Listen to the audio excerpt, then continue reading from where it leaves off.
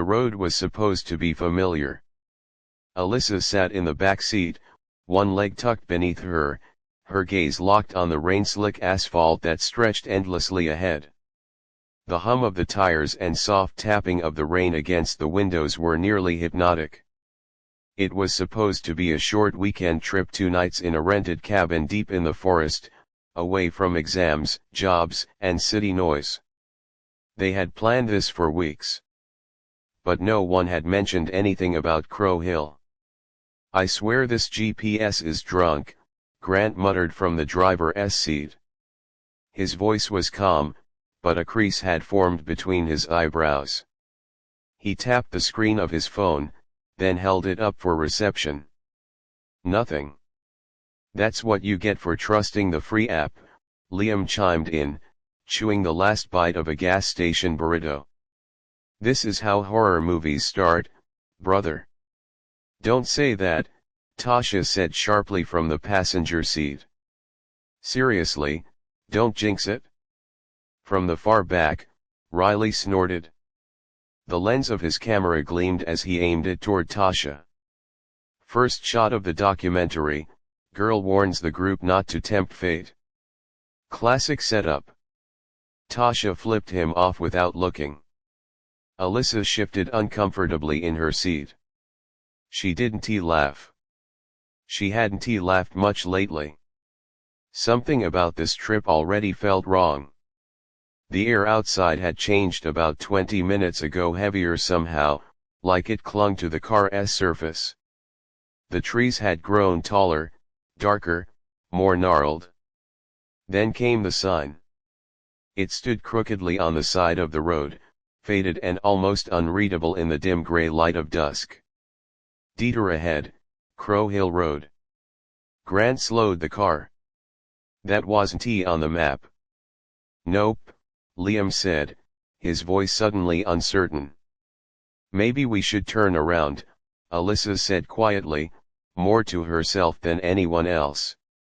But ahead, the main road was blocked by fallen trees.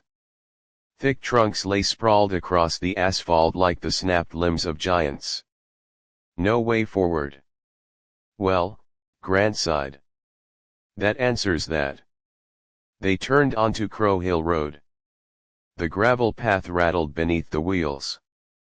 The forest pressed in tighter now, branches clawing at the edges of the road, the sky above nearly swallowed by canopy. A creeping fog rolled between the trees like it had a mind of its own. No one spoke for a while. Then, as if summoned, the engine sputtered. Grant cursed. The car jolted once. Twice. And then died with a wheezing sound. He twisted the key. Nothing.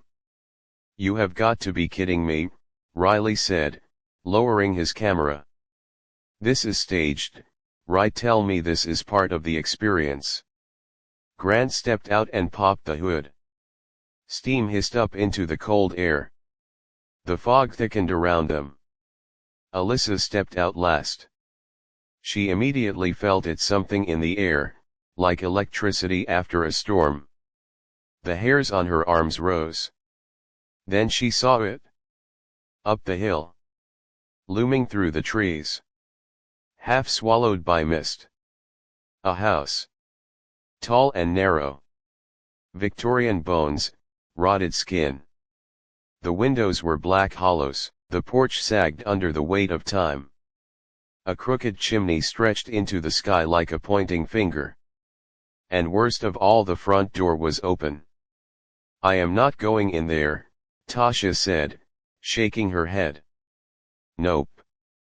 That's exactly how people die." "Well, we can't sleep in the car if it's dead," Grant muttered, kicking a tire. "And there's no signal." "We could walk back," Alyssa said, but even as she said it, she knew. The road they came in on was gone, swallowed by the fog. Behind them, only gray. Riley was already filming the house. "Guys, this is incredible. Like, it's straight out of a horror doc." "Exactly," Liam said. Keyword, horror. They argued a few minutes longer, but the cold was seeping in, and the light was dying fast. In the end, the house felt less like a choice and more like the only option. As they climbed the narrow trail leading up the hill, the trees fell silent. No wind. No birds. No insects. Just the crunch of gravel and the sound of 5 reluctant hearts pounding in tandem. At the threshold, Alyssa hesitated. Something moved inside. A shadow crossing the hallway. Or maybe it was a trick of the light. Then the old wooden door, already slightly ajar, slowly creaked open wider, as if inviting them in. "Hello," Grant called out. No answer. One by one, they stepped inside. The door slammed shut behind them. Darkness swallowed the world. The silence inside the house was thick, too thick. It pressed against their ears like cotton, muffling even their own footsteps.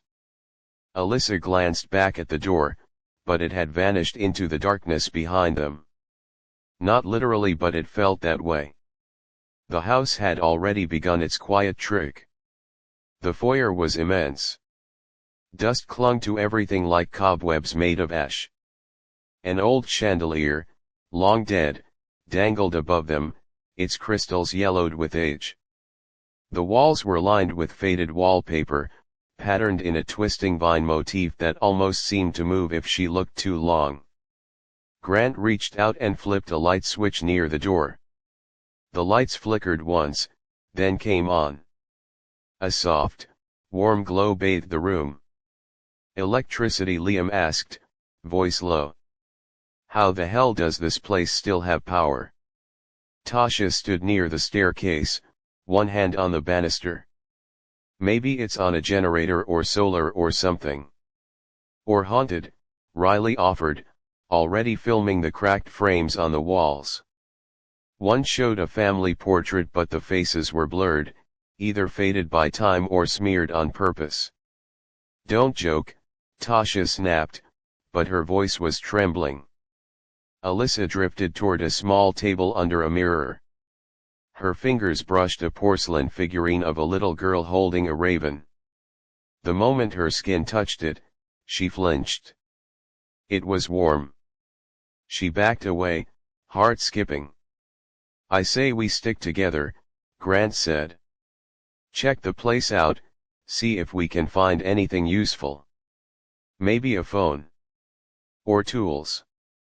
We'll crash here for the night and fix the car in the morning." "And what if the car's beyond fixing?" Alyssa asked softly. No one responded. They split into 2 groups to search the house, though no one dared go upstairs yet. Alyssa stayed downstairs with Riley and Tasha, while Grant and Liam checked out the kitchen and dining room.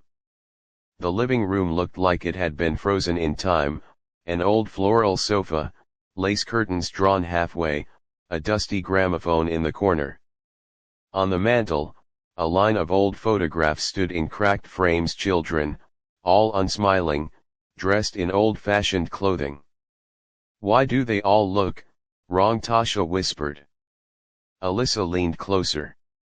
Their eyes. That was it. All the children in the photos had black dots where their eyes should be. Not burned out. Not scratched. Just pure, round voids, like something had stared back through the paper. "I don't like this," Alyssa whispered. In the kitchen, Grant and Liam found a cold fireplace and cabinets filled with dishes and cutlery, all pristine. A kettle sat on the stove. Someone had once lived here. Recently, maybe. Or maybe the house just wanted them to think that. "I found a phone," Liam called. Grant rushed over. It was an old rotary phone mounted to the wall. Liam picked it up, put it to his ear. There's a dial tone. No way. He began dialing 9-1-1. The tone stopped. There was a click. Then, a child's voice whispered on the other end. "They're already inside." Liam dropped the receiver. The dial tone returned. Grant stared at it, jaw-tight. "Let's not tell the others." They regrouped in the hallway. No one had found any beds, but there was an upstairs and a study near the back that seemed safe. They decided to sleep on the first floor together. They built a makeshift camp in the living room, sleeping bags, backpacks, coats for pillows. Riley set his camera on the mantel, still recording. "For posterity," he said. The storm outside deepened. Rain lashed the windows. Thunder rolled across the sky, distant but heavy. At some point, the grandfather clock in the corner chimed once. It hadn't chimed before. And no one had touched it. Alyssa was the last to lie down. Her eyes lingered on the staircase. Something was standing at the top. Not moving. Just watching. But when she blinked, it was gone. That night, the dreams came. She was in a field of crows. Thousands of them lined up like gravestones. In the center, her sister stood 6 years old again, barefoot, dress fluttering. "Come with me," the little girl said. Alyssa tried to run, but her legs were rooted to the ground. The sky above opened like an eye, and black rain poured down. "Why did you leave me?" her sister asked, and then the crows screamed. Alyssa woke up gasping. The room was pitch dark. No lights. No sounds. She sat up, sweating, heart racing.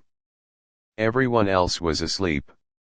Except Tasha, who sat cross-legged on the floor, facing the fireplace, rocking slowly.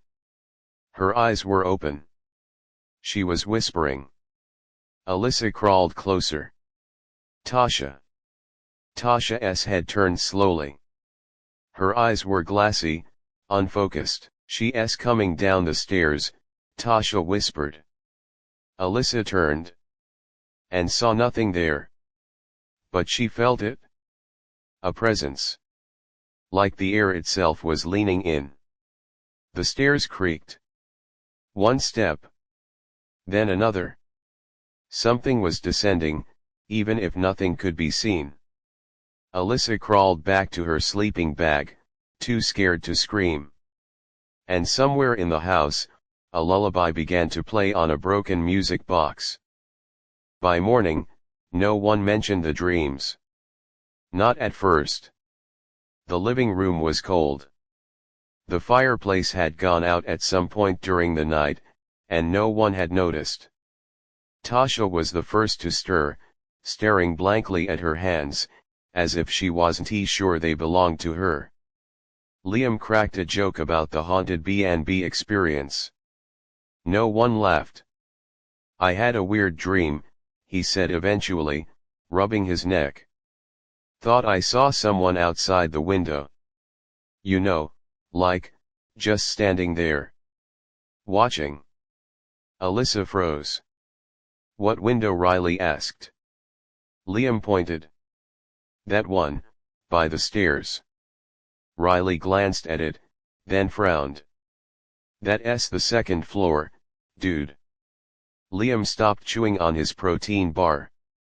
Tasha stood abruptly and walked into the hallway without a word. The group split again, tension mounting. Riley stayed behind to review footage. Alyssa wandered through the house, drawn by something she couldn't name. Every corridor felt longer today. The walls closer. The ceilings taller. The house was growing, or maybe shifting. She couldn't be sure. She paused at the base of the stairs. There it was again. A sound, barely a sound. A whisper. Faint and indistinct, like breath in your ear as you fall asleep. "Alyssa." She whipped around. No one. but when she looked back up the staircase, one of the steps was wet. As if someone had just stepped there with bare feet. In the study, Riley was rewinding the footage from the night before. The camera had caught something none of them saw. Around 3:12 a.m. A figure. Just for a second. Moving past the hallway mirror, tall, pale, wearing a torn dress. Long black hair dragging across the floor. The screen glitched. Then returned to normal. Riley paused it. Rewound. Froze it again. The figure was gone. He checked the memory card. All footage after that point was corrupted. He turned off the camera and looked around the room. The mirror was right behind him. It was cracked now. Tasha found herself in a child's bedroom upstairs. She didn't remember going there. The walls were covered in hand-drawn pictures. Crayons. Violent reds and blacks. A little girl, always standing next to a tall, faceless woman. One of the drawings was nailed to the door. It said, "She feeds on remembering." Tasha backed away. But something had changed. The hallway behind her no longer led back to the stairs. It now stretched forward into pitch-black darkness. No windows. No doors. Only, breathing. She turned and ran only to find herself back in the same room. Again. And again. And again. Meanwhile, Alyssa sat in what might once been a nursery. She found an old rocking horse that creaked softly in the breeze from a broken window. Then, her phone buzzed. A text message from an unknown number. "Do you remember her face?" Her breath caught. She opened her camera app to use as a mirror, her hands trembling. Behind her reflection, the room was empty. Then the screen flickered. The mirror showed someone standing behind her, a child, maybe 7 years old, face completely blacked out. Alyssa turned around. No one was there. She dropped the phone. When she picked it up again, the message was gone. They gathered again just after noon, silent and shaken. No one admitted what they saw. But they all looked at the staircase like it was watching them. Grant suggested checking the basement. Everyone refused. "I'm serious," he said. "There could be a power box or something down there. We might be able to get the car working again." "There's something wrong with this place," Alyssa said. "Can't you feel it?" "No," Grant replied, "too fast. We're just tired. Hungry. There's no ghost. There's no curse. It's just an old house. People scare themselves." A soft knock came from the wall beside him. Everyone turned. Another knock. Knock. Knock. Knock. Coming from inside the wall. Tasha began whispering again, rocking slightly. She's in the walls. She's behind the pictures. She never left. Riley moved toward her, but she jerked away. "She's hungry," Tasha hissed. "She remembers you, Alyssa." Alyssa backed away. "Tasha, what did you say?" But Tasha didn't seem to hear. Instead, she reached out and touched the wallpaper. And screamed. The paper peeled back, revealing rows and rows of tiny fingernail scratches underneath. As if someone had been trapped inside the walls, clawing to get out. That night, the house made no effort to pretend. Alyssa dreamed she was in the nursery again, but this time, she wasn't alone. Her sister stood in the corner. "Why won't you look at me?" the child said, voice low. Alyssa turned her head. Her sister's face was a rotting blur, crawling with flies. One eye dangled from its socket. "You said you'd come back," the child whispered. Alyssa woke in a cold sweat, the taste of earth in her mouth. Across the room, Tasha was crying softly. Riley stood at the window, eyes wide. "There's something outside," he said. They all rushed to the window. Just beyond the edge of the fog, dozens of figures stood in the woods. Unmoving. Silent. Watching. The figures in the woods didn't move. They simply stood. Inhumanly still. Their outlines blurred by the mist, but unmistakably human. Or, at least, something that resembled humans. Alyssa's pulse pounded in her ears. She couldn't look away. The longer she stared, the more they seemed to grow, their shadows stretching toward the house like dark fingers grasping the air.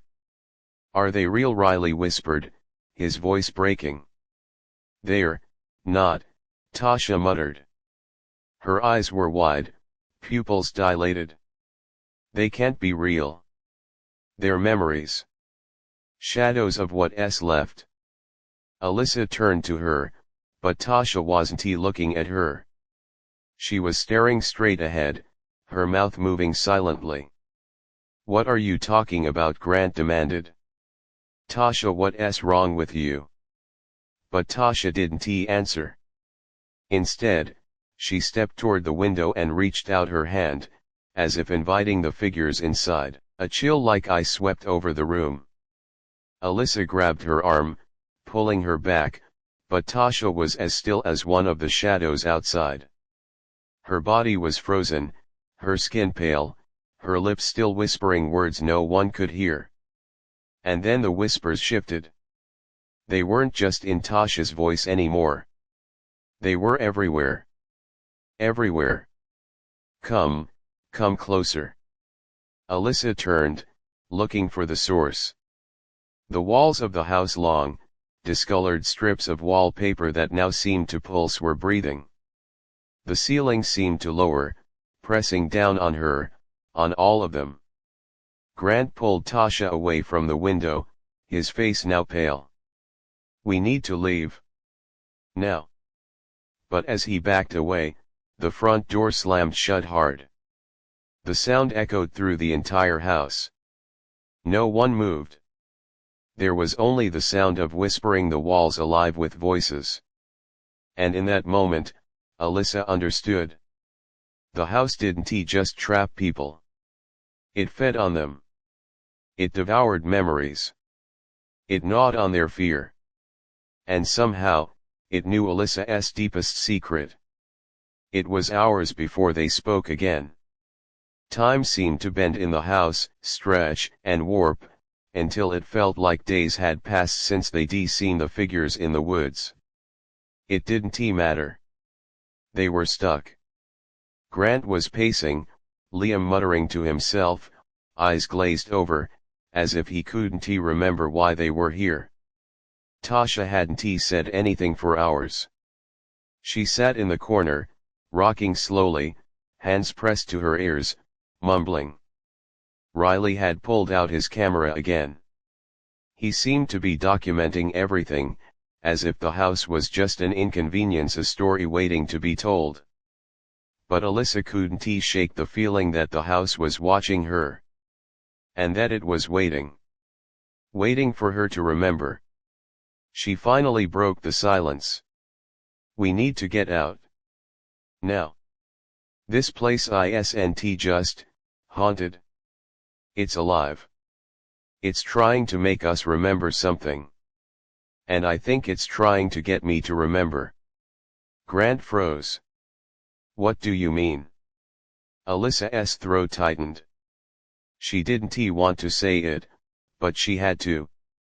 The memories, the flashes of a childhood she'd long buried, things that hadn't been right, things that no one could know. But the house knew. Alyssa began, her voice shaking. "When I was a kid, my sister and I, we used to visit a place like this. But it wasn't real. I swear it wasn't real. It couldn't have been. Grant stepped closer. What do you mean was it a dream? No, Alyssa said, her eyes wide. No. This house is real. It was there before. Before, everything changed. The air in the room became thick again, suffocating. The lights flickered as Alyssa's voice grew louder, each word ripping through the room like a storm. I remember now. My sister. She didn't just disappear. The house took her. It took her from me, and I. Crash. A vase fell from the mantel, shattering on the floor. No one had moved. No one had touched it. But it had broken, and in the shattered pieces, Alyssa saw her sister's face. It was there, in the fragments, those little slivers of porcelain that had once been a family heirloom. Her sister's eyes were wide open. Her face was smiling but not kindly. A laugh filled the room. Not a human laugh. A wet, unnatural sound, echoing off the walls, but the walls themselves were laughing too. Alyssa stepped back, but the laughter was already inside her mind, growing louder, closer. No, no, no. She screamed, hands clutching her head. This isn't real. This isn't real. The floor beneath her shuddered. A low growl filled the room. Not from outside. Not from a window. It was coming from beneath the house. Without thinking, without hesitation, she bolted for the door, but it didn't open. The door frame twisted, the wood bending into unnatural angles, sealing her inside. Grant ran to the window. But it too had distorted. There were no trees outside. Only blackness. Only a shifting shadow. And then, as the last breath of light flickered and died, something emerged from the shadows. It was her sister. But not her sister. The thing that had taken her. A figure with hollow eyes. Pale skin stretched too tight over bone. A dress tattered and covered in dark stains. The thing that had been waiting. It stood there in the dark, whispering one word. Remember. And then it rushed at her. The house was alive. Alyssa could feel it in her bones now, pulsing beneath her feet, thrumming like a heartbeat. The walls closed in, suffocating. The shadow of her sister's twisted form lingered in the corner of her mind, her laughter echoing like a scream that never ended. It was real. Everything about this place was real. This house had fed on her memories, twisted them, and now it was going to take everything else. They were trapped. The air grew heavy with the stench of decay. Grant had grabbed a crowbar, his hands shaking as he tried to pry open the door. But no matter how hard he pushed, the walls pressed back harder, as if the house itself was forcing them to stay. Tasha kept muttering under her breath, rocking back and forth in a trance-like state. Her eyes were wide, unseeing. It was as if the house had claimed her mind already, whispered secrets to her that no one else could hear. Liam was nowhere to be found. They had lost track of him during the chaos. He had wandered off at some point, and when they called his name, his voice echoed back at them, distorted. As if he were somewhere else, or perhaps somewhere else in time. Alyssa could hear the whispers again, louder now. They were calling her, but not in her sister's voice. No, this was something else. The house itself was speaking, its breath like a groan from the depths of the earth. You are mine now. You always have been. Alyssa staggered back from the door, her mind spinning, the words circling through her brain. She tried to scream, but it was as if her voice was trapped in her throat. Grant was beside her now, his face twisted with fear. "We have to get out, Alyssa. We have to leave." But Alyssa knew. They couldn't leave. They were already too far gone. The house had chosen them. They were part of its history now, like the other lost souls it had consumed. It was too late to escape. Suddenly, the floor beneath them buckled with a loud crack. The entire house groaned like it was in pain. The lights flickered and then went out completely, plunging them into darkness. Only the faintest outline of the room remained visible, illuminated by the faint glow from the outside. "Where are we?" Tasha's voice came, low and breathy. I don't understand. Why is it so dark?" Alyssa could feel the weight of the silence around them, heavy and oppressive. The whispers were growing louder, almost deafening, a chorus of voices, all speaking at once. "Remember. Come back to us." She felt her stomach drop. The memories were coming back. Her sister. The place. The house. She had been here before, years ago. When they were children, her sister had disappeared. And she hadn't been alone. Alyssa hadn't been able to save her. She hadn't been able to save anyone. The walls seemed to shift, the structure of the house distorting. The hallway in front of them stretched out like an endless tunnel, the rooms warping into unfamiliar shapes. It was like the house had swallowed them whole and was now changing its form to trap them inside. They ran. Or tried to. But no matter how fast they moved, the house swallowed the space in front of them. The walls seemed to stretch out farther, the rooms morphing into versions of themselves they couldn't recognize. Tasha stopped. Alyssa and Grant turned to find her standing in front of an old door, one they hadn't seen before. It was carved with strange symbols, some familiar, some otherworldly. It was the same door that had been in her dreams, the door that had been locked in her memories. "This is it," Tasha whispered, her voice barely audible. Alyssa stepped forward, her hands trembling. The door seemed to call to her. It was the way out. She could feel it. But as she reached for the handle, the air around them thickened. A shadow moved across the walls. It was an almost tangible thing, crawling along the floor, rising like smoke. Then the whispering stopped. And something new filled the space. A low, guttural growl. Alyssa spun around, heart pounding in her chest.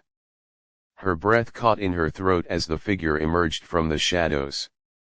It was a man, a tall, skeletal figure, his eyes hollow, the skin pulled tight over his skull, but he wasn't human. He was twisted, his limbs elongated, unnatural. He was smiling. But it wasn't a smile of kindness. It was the smile of someone who had been waiting for them. "You shouldn't have come." The figure lunged forward. Alyssa felt a rush of terror that sent her blood cold. But she wasn't alone. Grant rushed in front of her, swinging the crowbar with all his might, striking the figure across the chest. It staggered back with a deafening screech, but it didn't fall.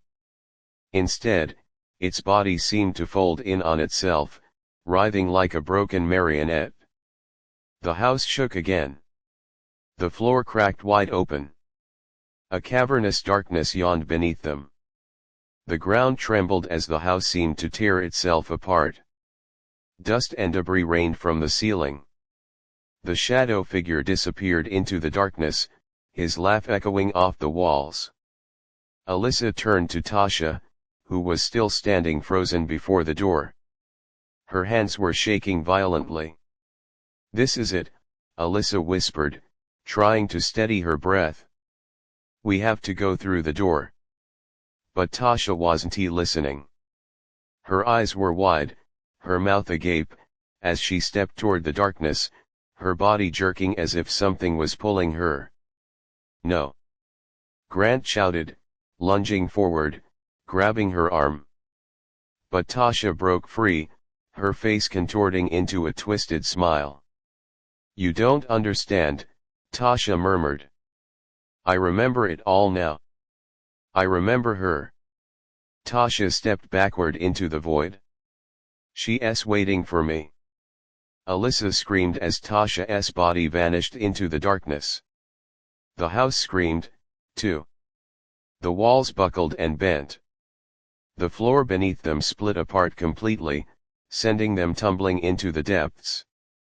Alyssa fell, her mind spinning. She reached out, grabbing the edge of a splintered floorboard, trying to steady herself.